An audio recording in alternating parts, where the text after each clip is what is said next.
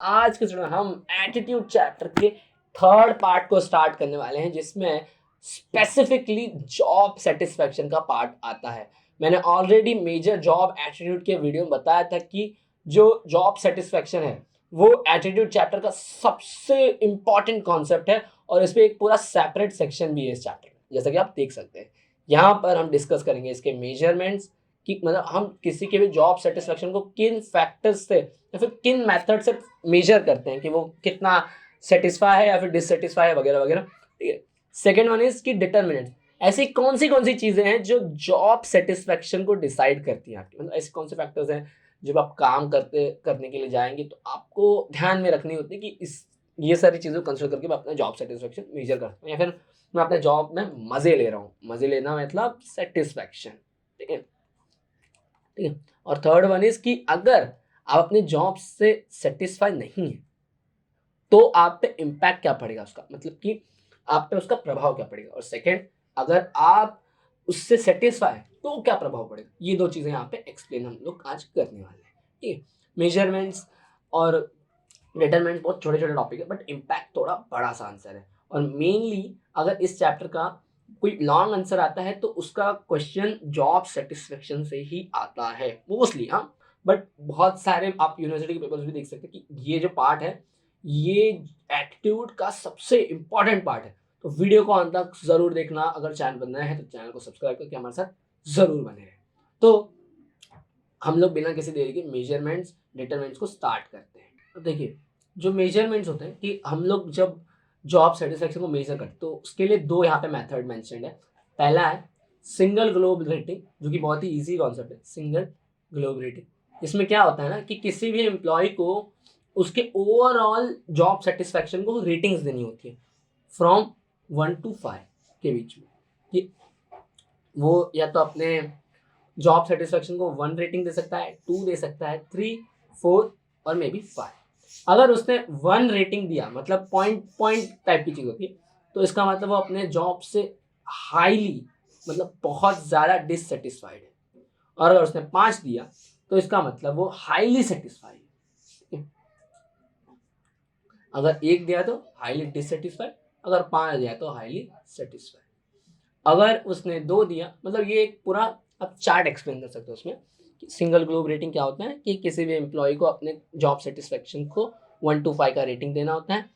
अगर 1 दिया तो हाईली डिससेटिस्फाइड, 2 दिया तो डिससेटिस्फाइड, 3 का मतलब होता है ना ही वो उसके सेटिस्फेक्शन हुआ है ना ही वो डिससेटिस्फाइड, वो एक न्यूट्रल की भाई ठीक है, काम जस्ट ठीक है, अच्छा नहीं है लेकिन ठीक है वाली चीज़ होती है। तो इस तरह से आप इस चीज़ को एक्सप्लेन कर सकते हैं। साथ ही कुछ एडिशनल चीज़ें जैसे कि आप एक्सप्लेन कर सकते हैं इस पॉइंट के लिए कि ये लेस टाइम कंज्यूमिंग है। ठीक है, इसमें टाइम ज़्यादा नहीं लगता, less time consume.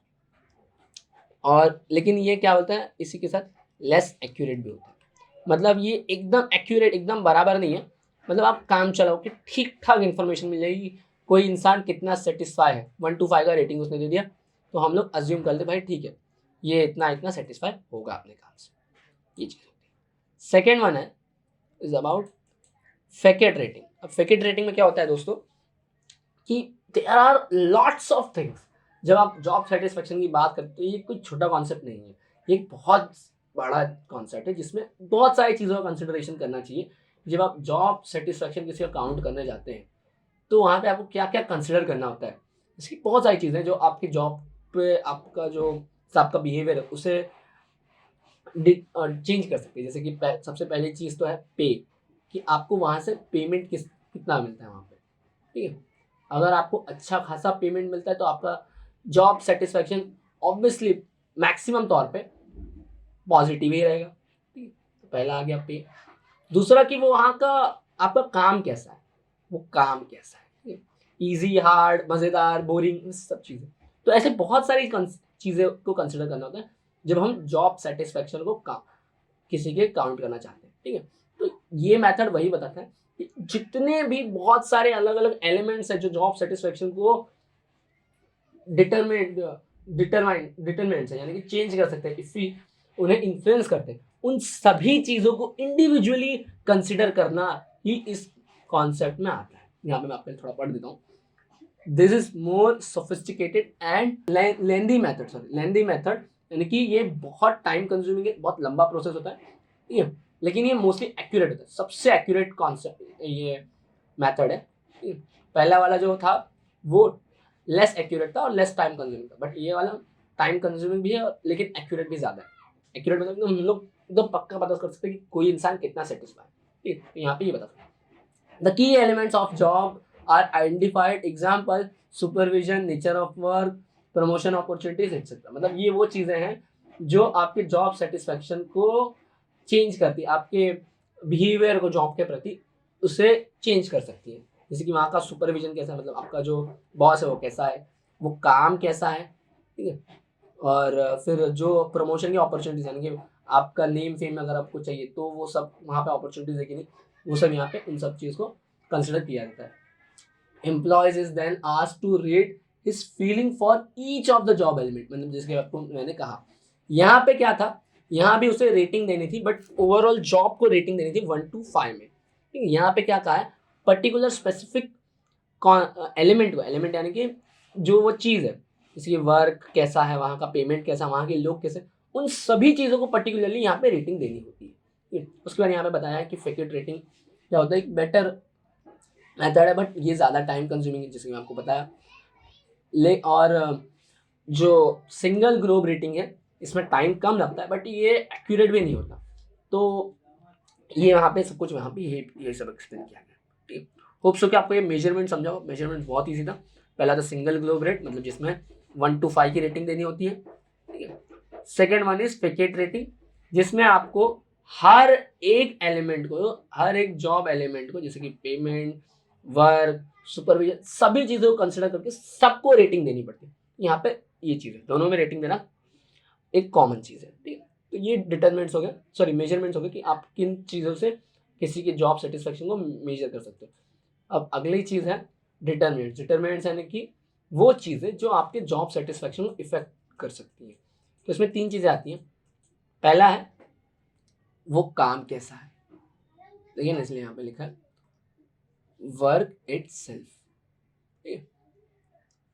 The employee have high level of satisfaction when they enjoy their work. Enjoy, देखिए मैंने यहाँ पे satisfaction की जगह पे यहाँ पे एक वर्ड यूज किया गया है satisfaction को एक्सप्लेन करने के लिए, that is enjoy, और जो कि मैं सब शुरू से यूज करते आ रहा हूँ। यानी कि आपको वो काम जो है वो मज़ेदार होना चाहिए, है ना। वो काम ही अगर बहुत ही बोरिंग सा लगता है, वैसे काम तो काम होता है, किसी काम की बुराई नहीं करूँगा मैं, बट ये हर एक का परसेप्शन है, हर एक की सोच है कि वो काम मज़ेदार होगा तो अपने आप जॉब सेटिस्फेक्शन मिलेगा, ठीक है। कहने की बात है, पेमेंट सबसे मेजर चीज़ होती है हर किसी की लाइफ में कि आपको पेमेंट किस तरह का मिले। Payment is one of the most important determinant factor that influence your job satisfaction. मतलब कि अगर वो काम के आपको सही पैसे मिलते हैं आपकी मेहनत के हिसाब से, तो भी आपका जॉब सेटिस्फेक्शन बहुत हद तक चेंज होता है। For poor people has a strong impact on their overall job satisfaction, happiness, but the impact of money and pay as satisfier। मतलब कि मज़ा अपनी जगह पे, काम मज़ेदार है जो भी है, बट सबसे मेन चीज़ है, सबसे मेजर चीज़ है कि गरीबों के लिए पैसे अच्छे मिलने चाहिए उस सेटिस्फेक्शन के लिए। अगर सही पैसे मिलेंगे तो वो सेटिस्फेक्शन क्या होगा, एकदम हाई सेटिस्फेक्शन होगा, ठीक। तो ये पेमेंट की बात हो गई। थर्ड वन इज कि आपकी पर्सनैलिटी कैसी। अब यहाँ पे आपकी बात आ गई। पहला तो था कि काम, देखिए job satisfaction is about relationship, एक जोड़ने वाली चीज़ आपके जॉब और आपके बीच में। तो पहली जो चीज़ थी वो थी जॉब खुद डिटरमिनेंट्स, इस तरह से आप पहुँच सकते हैं। सेकेंड थी पेमेंट, जो कि जॉब से रिलेटेड है, जॉब आप करते हैं पेमेंट के लिए, कोई फ्री के लिए काम नहीं करता। और थर्ड वन इज कि आप खुद कैसे हैं। मतलब कुछ लोग होते हैं जो छोटी छोटी चीज़ों में खुशियाँ ढूंढते हैं, ठीक है, उन्हें हर काम करने में मज़ा आता है। ये अपना अपना नज़रिया है कि किसी किसी को हर काम करने में मज़ा आता है, किसी किसी को हर काम में बोरियत मिलती है, वो बहुत चूजी टाइप के लोग होते हैं।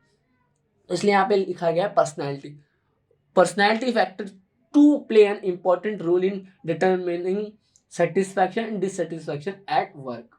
Individuals who are generally happy are found to be more satisfied with their job। जो हमेशा खुशी ढूंढते हैं, खुश रहते हैं, मेंटली बहुत ही पॉजिटिव लोग रहते हैं, तो वो लोग अपने काम से मोस्टली सेटिस्फाई रहते ही रहते हैं, ठीक है? क्योंकि उन्हें बुरी बुरी चीज़ों में भी अच्छाई ढूंढने की आदत होती है, वैसे चीज़ें। तो यहाँ पे आप वो सब एक्सप्लेन करना है। तो इस तरीके से आप खुद से आंसर बनाइए पर्टिकुलर कॉन्सेप्ट को समझ के, जो कि मैंने आपको समझाया आई गेस वेल। तो उसके हिसाब से आप खुद का पॉइंट बना के यहाँ पे एक्सप्लेन कर सकते हैं। साइकोलॉजी ऐसा ही है, ठीक है? तो अब तक तो बहुत ईजी चीज़ें थी, इम्पैक्ट भी कुछ इतना खास नहीं है। यहाँ पे दो चीज़ें होंगी। पहला है कि अगर आप अपने जॉब से डिससेटिस्फाइड है, ठीक है, डिससेटिस्फाइड, तो आप पे क्या इम्पैक्ट पड़ेगा, और अगर आप सेटिस्फाई हैं तो आप पे क्या इम्पैक्ट पड़ेगा। ये दो चीज़ें अलग अलग हैं। सबसे पहले हम लोग बात करेंगे कि इम्पैक्ट यानी कि असर, याद रखिएगा। तो अगर आप अपने काम से डिससेटिस्फाई हैं तो उसका क्या असर पड़ेगा आप में। यहाँ पे चार चीज़ें हैं। वो चार चीज़ें हैं: एग्जिट, नेग्लेक्ट और लॉयल्टी, एंड एट लास्ट आपकी वॉइस।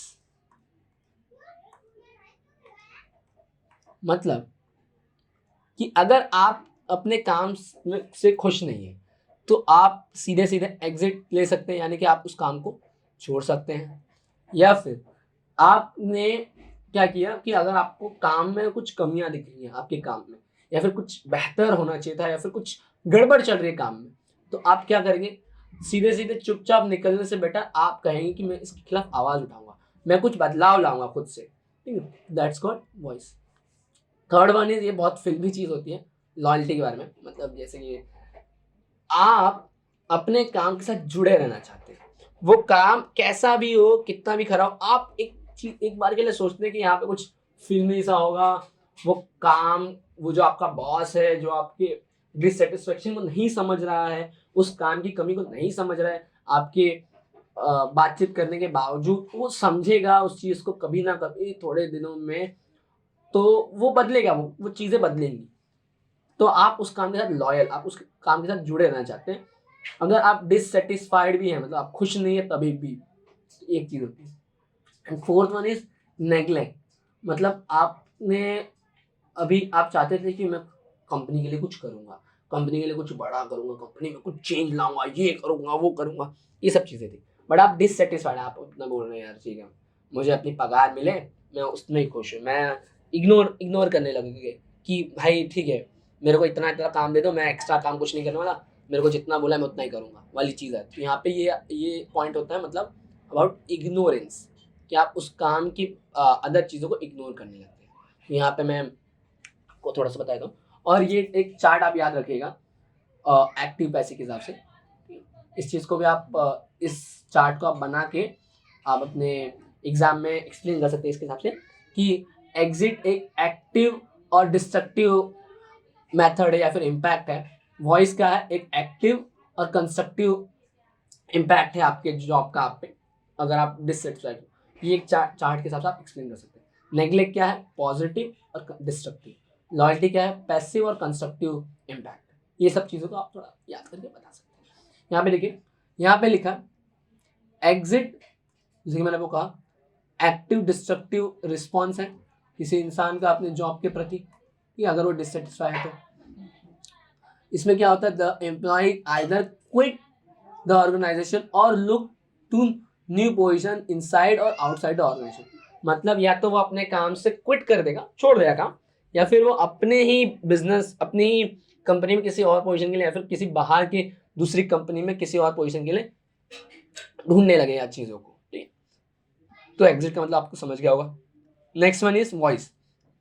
तो वॉइस में क्या होता है, एक्टिव एंड कंस्ट्रक्टिव रिस्पॉन्स है, आपको बताया।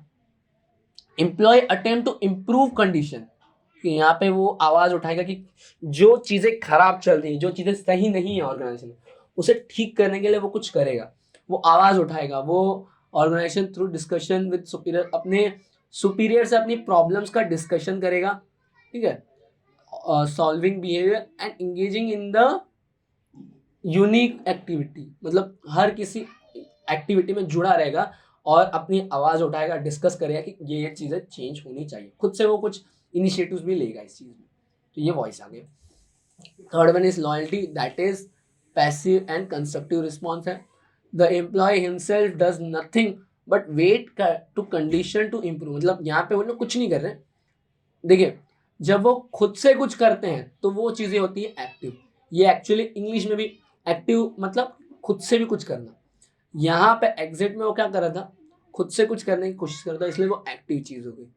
वॉइस में भी वो खुद से आवाज़ उठा रहा था, चेंजेस लाना चाहता था, इसलिए वो एक्टिव रिस्पॉन्स हो गया। और अब यहाँ पे लॉयल्टी में क्या है कि वो कुछ नहीं करने वाला, वो भगवान भरोसे बैठ गए। अब वो चुपचाप बैठ के सिर्फ तमाशा देखेगा, वेट एंड वॉच वाली चीज़ हो गई। तो यहाँ पे इसलिए आ गया एक पैसिव रिस्पॉन्स है, पैसिव कंस्ट्रक्टिव रिस्पॉन्स। इसमें वो सिर्फ चीज़ों की ठीक होने की उम्मीद करेगा कि भाई चीज़ें अपने आप कभी ठीक हो जाएंगी, जो कि मुझे सबसे खराब चीज़ लगती है। बट वो कंपनी के साथ लॉयल बना रहेगा, कंपनी के साथ जुड़ा रहेगा, ना वो एग्जिट करेगा, ठीक है, कंपनी से ना वो चला जाएगा, लेकिन कंपनी में रह के भी वो कुछ नहीं करने वाला, यानी कि वॉइस नहीं उठाएगा। तो याद रखेगा ऐसी चीज़, ठीक है। फोर्थ वन इज नेग्लेक्ट, मतलब वो इग्नोरिंग करेगा, यह है passive destructive response. The employee gradually withdraw himself from the job and allow conditions to the organisation to go for bad to worse. मतलब इसमें अब क्या हो रहा है कि वो लॉयल है, एक तरह से कंपनी के साथ जुड़ा हुआ है, याद रखिए, यही वाला पॉइंट है। बट यहाँ पे क्या है ना, वो चीज़ों को ठीक करने की नहीं सोचेगा, वो बोलेगा जैसा है चलने दो, और चीज़ें खराब से बदतर हो जाएंगी, कंपनी बंद हो जाएगी, मुझे क्या।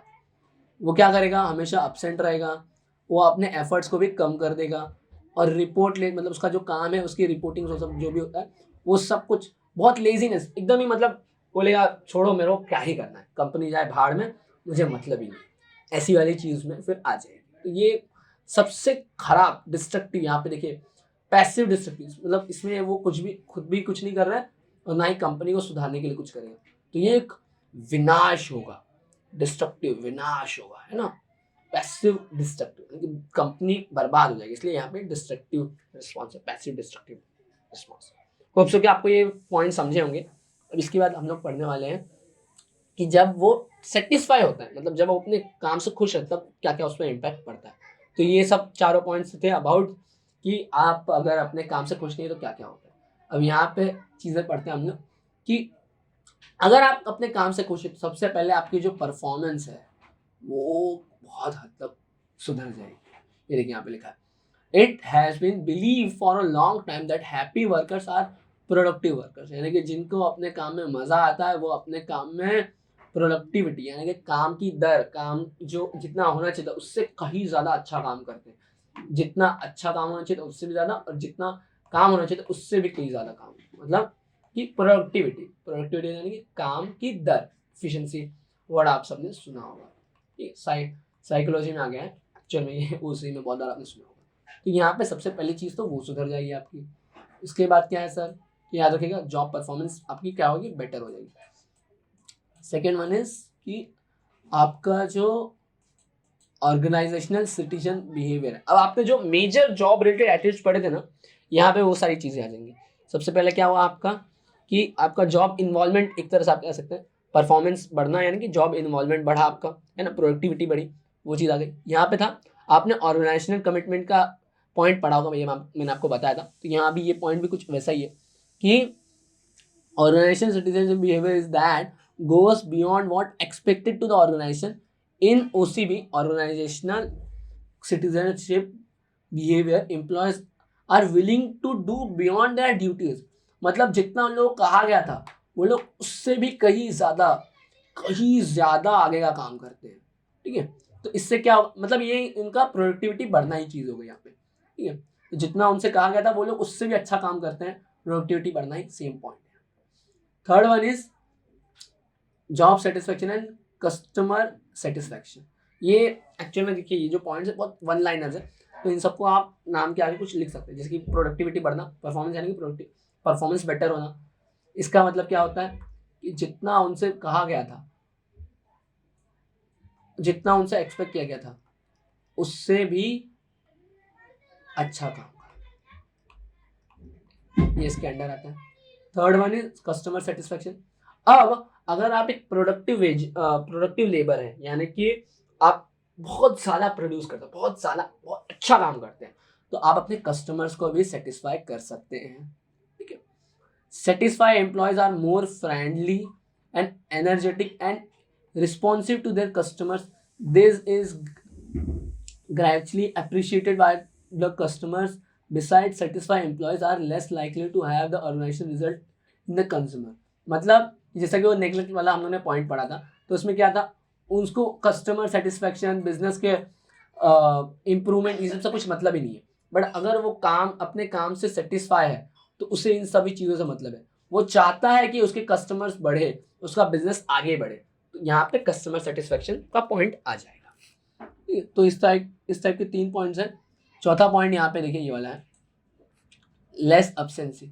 मतलब कि आप अपने काम के साथ जुड़े रहना चाहते हैं, दैट ऑर्गेनाइजेशन कमिटमेंट वाली चीज़, तो आप अपने कंपनी में एब्सेंट कम रहेंगे। मतलब कि आप अपने काम में ज़्यादा से ज़्यादा प्रेजेंट रहेंगे, ज़्यादा से ज़्यादा काम करेंगे वाली चीज़ यहाँ पे इस पॉइंट में आ जाएगी। आप पढ़ेंगे तो आपको समझ जाएगा इस चीज़ का पॉइंट, छोटा सा पॉइंट था एक्चुअली। ये 4 पॉइंट हो गए। इसके बाद ये सारे पॉइंट जैसे कि एम्प्लॉय टर्नओवर, जिसमें एम्प्लॉयमेंट अपॉर्चुनिटीज़, ह्यूमन कैपिटल, ये चौथा पॉइंट थोड़ा लंबा है, बट अगर आप चाहें तो पढ़ सकते खुद से।